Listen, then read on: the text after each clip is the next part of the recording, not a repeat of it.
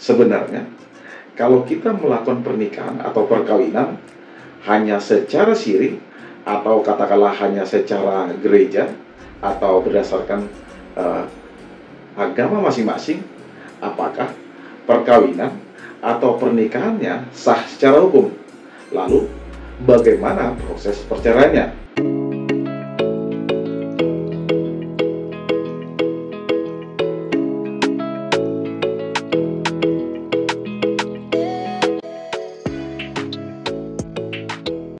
Sebelum saya membahas lebih jauh terkait persoalan ini, buat teman-teman yang belum mensubscribe channel saya, silahkan di-subscribe, lalu di-like, dan di-share, atau di-komen apabila misalnya setelah mendengar video-video saya ada pertanyaan, agar dapat menjadi bahan diskusi kita bersama.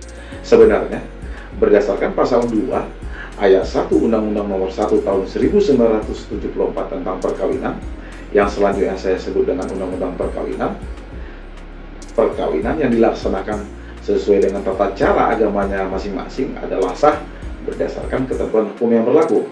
Artinya, perkawinan yang dilakukan secara agama Islam atau secara agama Kristen yang dilakukan di gereja itu sah secara hukum.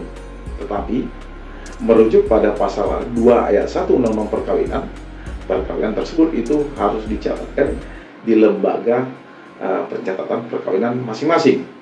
Buat teman-teman yang melangsungkan perkawinan atau pernikahan secara agama Islam atau Muslim, maka perkawinan pasangan suami istri tersebut itu harus dicatatkan di kantor urusan agama atau KUA.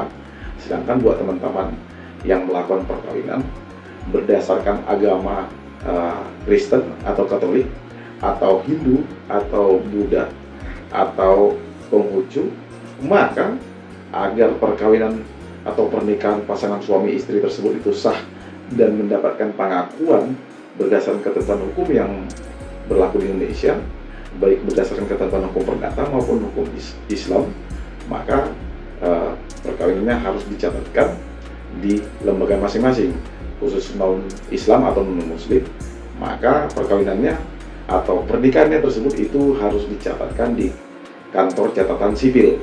Aturan ini ditegaskan kembali dalam pasal 3 junto pasal 1 angka 17 Undang-Undang Nomor 23 Tahun 2006 tentang administrasi kependudukan.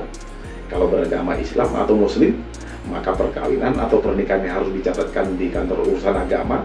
Sedangkan untuk teman-teman yang melakukan perkawinan atau pernikahan berdasarkan agama non-Islam atau non-Muslim, baik itu agama Kristen, Katolik, Hindu, Buddha, atau Konghucu, maka perkawinan atau pernikahannya tersebut itu harus dicatatkan di kantor catatan sipil. Jadi, walaupun agama Islam mengenal yang namanya perkawinan atau pernikahan secara siri, tetapi hukum kita tidak mengenal istilah pernikahan atau perkawinan secara siri, kecuali pernikahan atau perkawinan yang dilakukan secara siri sebelumnya tersebut itu kemudian dicatatkan di kantor urusan agama atau KUA. Barulah pernikahan atau perkawinan yang dilakukan secara siri tersebut itu sah dan mendapat pengakuan berdasarkan ketentuan hukum yang berlaku di Indonesia.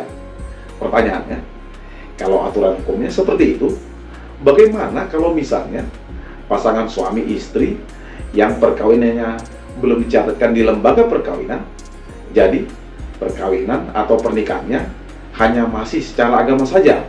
Apakah kalau misalnya terjadi perceraian, maka perkawinan atau pernikahannya tersebut itu harus dilakukan proses perceraian melalui pengadilan?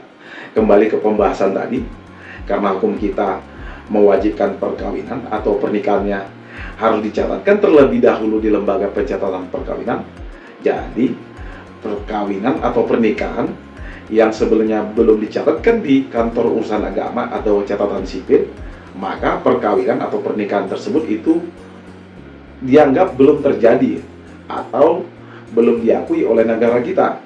Jadi, perkawinan atau pernikahan seperti ini tidak perlu diajukan proses cerai melalui pengadilan agama, khusus yang melakukan perkawinan atau pernikahan secara agama Islam atau Muslim, atau melalui pengadilan negeri khusus yang beragama non-Islam atau non-Muslim.